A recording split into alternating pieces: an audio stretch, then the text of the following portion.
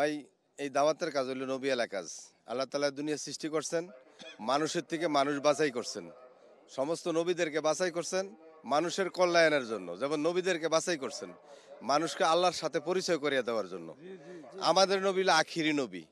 আমাদের নবীর পর আর কোনো নবী আসবে না দুনিয়াত। এই নবীর উম্মতের রূপে কাঁধে জিম্মাদারিছে। হ্যাঁ, তো নবীরা এই দিনের কাজ করতে গিয়ে কত কষ্ট করছেন, তা আমাদের একটু হাওলাত আসতেই পারে। যে ভাইয়ারা আমাদের হাওলাত দেখাইতেছে এরা আমাদেরই ভাই। আমরা যে এই ইজতেমা আসছি, এই ইজতেমার ভিতরে আমরা কি করে ঈমান আর আমলকে মজবুত করব, এইটাই আমাদের সাধনা, আর কিছু না। শুধু আমাকে না, বিশ্বের থেকে বহুত বহুত অনেক ওলামায়ে কেরামও আসছেন। হ্যাঁ, আমরা আসছি শুধু এখানে ইমান শিখছি। আমরা ইমান আগে পরে শিখছি, এখানে এখনো ইমান আমরা শিখতেছি। আমরা মুসলমান, আমাদের চন্দ্র এক, সূর্য এক, তারকা এক, কোরআন এক, আসমান জমিন আমাদের সবার এক, আমরা টুপি আমাদের এক, আমরা সবাই সূরা ফাতিহা দিয়ে নামাজ পড়ি। এই জন্য আমরা সমস্ত মুসলমান ভাইরা যাতে একসঙ্গে মিলেমিশে আমরা কাজ করতে পারি, আমরা একই সবাই মিলে আমাদের কবরে এক, আমরা যেন কবরে এরকমভাবে যাইতে পারি এবং সুন্নাত তরি মেনে চলতে পারি, নবীর তরিকে চলতে পারি, হ্যাঁ, এবং আল্লাহর হুকুম মানতে পারি। আপনাদেরকে জানাতে চাই যে এখন পর্যন্ত ট্রাফিক ব্যবস্থা সচল আছে, ভালো আছে এবং গাড়ি চলছে। আমরা এই অবস্থাটি মোনাজাত পর্যন্ত রাখতে চাই।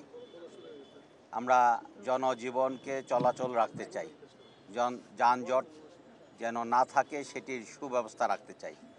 আমরা আশা করছি এখন পর্যন্ত ট্রাফিক ব্যবস্থা ভালো আছে। ইজতেমায় যারা আসছেন তাদের নিরাপত্তার জন্য আমরা সার্বিক ব্যবস্থা নিয়েছি। গতকালকে আপনারা শুনেছিলেন যে সামাজিক মাধ্যমে একটি ভাইরাল হয়েছে, এখানে আক্রমণ হতে পারে, জঙ্গি আক্রমণ হতে পারে। আমরা যার মোবাইল থেকে এই নিউজটি ভাইরাল হয়েছে আমরা ডেকে নিয়ে আসছি, তার সাথে কথাবার্তা বলছি, আলোচনা করছি। আমরা দেখতে চাচ্ছি সে আসলে এইগুলোর সাথে জড়িত না।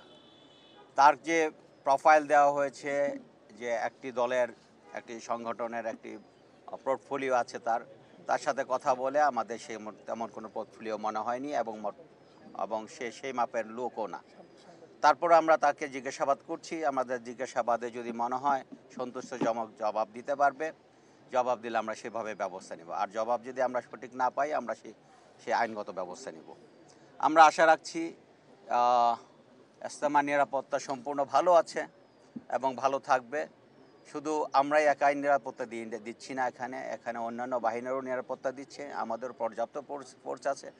সর্বোপরি মুরব্বীরা তাদের ভলান্টিয়ার সিকিউরিটি সেটি রেখেছে। আপনারা জানেন ওনাদের একটা নিজস্ব ভলান্টিয়ার সিকিউরিটি থাকে, ওনাদের লোকদেরকে ভালো করে চিনে এবং এই জন্য এই জিনিসটি আমি ওনাদেরকে কাজে লাগাতে বলেছি। আপনারা আপনাদের লোকদেরকে যাকে চিনেন না, যাকে আপনাদের সন্দেহ মনে হচ্ছে, তাকে আপনারা জিজ্ঞাসাবাদ করুন এবং আপনাদের সন্দেহ হলে আমাদেরকে জানান। আমার কাছে মনে হচ্ছে সার্বিক নিরাপত্তা ভালো আছে। আগামীকালকে সব কিছু ঠিক থাকলে 12টায় আখেরি মোনাজাত হবে। কাজকে আগে বাড়ায় নেওয়ার প্রতি ওনাদের যে আমাদেরকে উৎসাহ দিয়েছেন এবং আমাদের সাথীরা অনেক খুশি। বিভিন্ন জায়গায় উনি বললেন, আমাদের যারা প্রতিনিধি আছে তারাও বলতেছেন যে ওনাদের যারা আমাদের পুলিশের পক্ষ থেকে যারা আছেন তারাও বিভিন্ন লাইনে সহযোগিতা করতেছেন। শুধু এটা না যে তারা পাহারা দিতেছেন, অনেক জায়গায় ওনারা পানির ব্যবস্থা করে দিতেছেন, অনেক জায়গায় ওনারা রাস্তাঘাটে ইট টিট আছে ওগুলোও সরাই দিতেছেন। এজন্য আমাদের সাথীরা অনেক খুশি আছে। আর গতকালকে তো আলহামদুলিল্লাহ শুক্রবার জুমার নামাজ ছিল এবং জুমার নামাজের আগে আমরা এখানে ছিলাম একত্রে। জুমার নামাজে তো মাশাআল্লাহ অনেক সাধারণ মুসল্লিরাও আসছেন এবং তারা এখনও অবস্থান করতেছেন। আগামীকালকে দোয়ার পরে ইনশাআল্লাহ সবাই এখান থেকে যাবেন।